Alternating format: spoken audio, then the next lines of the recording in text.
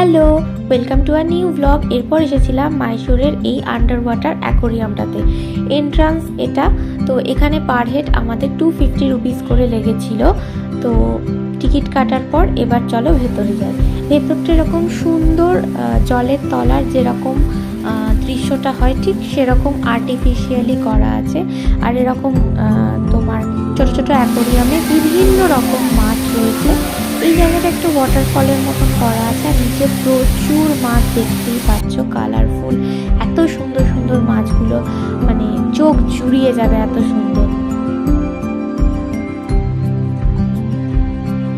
এই জায়গাটা স্পেশালি আমার ভীষণ ভালো লেগেছে। চারিদিকে গ্লাস দেওয়া রয়েছে এবং মাঝখানে এই গোল গোল অ্যাকোরিয়ামগুলোর মধ্যে কালারিং মাছ আছে, জেলিফিশ আছে, আর ওপর থেকে লাইটিং হচ্ছে। এই যে জায়গাটা দেখলে বুঝতে পারবে কি অতুলনীয়, অসম্ভব সৌন্দর্য এর, নিজের চোখে না দেখলে জাস্ট বর্ণনা করা যাবে না ভাষায়। এই পার্টিকুলার এই জায়গাটা আমার ভীষণ ভালো লেগেছে। সেই গোলক ধাঁধার মতো লাগছে, যেহেতু চারিদিকে গ্লাস রয়েছে, সেখানে আর কি মনে হচ্ছে অনেকগুলো রয়েছে। তো এগুলো দেখার পর চলে এসেছি নেক্সট এই জায়গাটায়।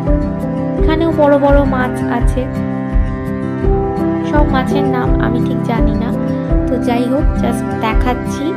ভীষণ সুন্দর সুন্দর মাছ। এই এরিয়াটা ছিল মাছকে ফিড করানোর জায়গা। এই মাছটা দেখো কত ইউনিক না, এই যে একজন খাওয়াচ্ছে।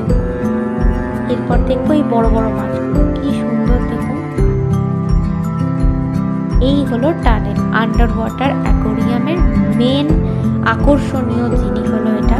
ভীষণ সুন্দর এই জায়গাটা। এরকম 3টে টানেল রয়েছে।